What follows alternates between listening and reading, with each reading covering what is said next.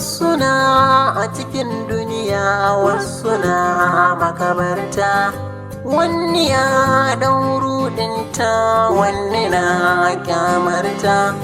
Nai tunani na gano duniya makaranta, ranar da wani za ya shigo wani za ya fice ta, wani ya yi rashin gata wani ya sami gata, wani na bara da ƙuƙunsa wani na masarauta, wani bai sanya za ya yi ba don ya samu abinci.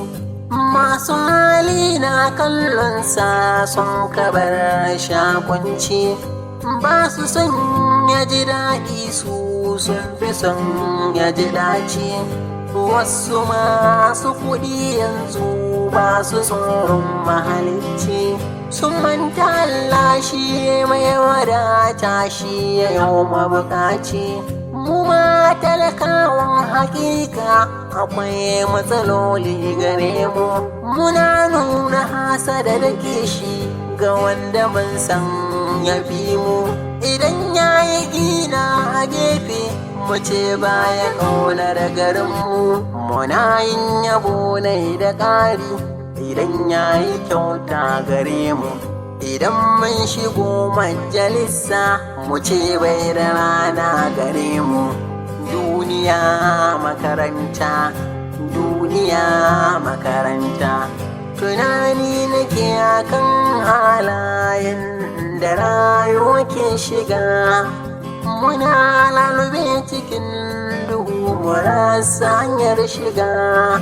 Halayen dan adam akwai yawa zan zayyana, akwai yan fashi a duniya suna yin gadaga, hanyar karuwanci ga mata ba kyau suna shiga. Wasu sun ɗau shaye-shaye, wasu na yawon bulaye, wasu na zagin iyaye, wasu ko harka ta maye. Abinda duk baka shuka kasan da shi za ka girba, hali na sata daina ba za ya kai ka gaci ba.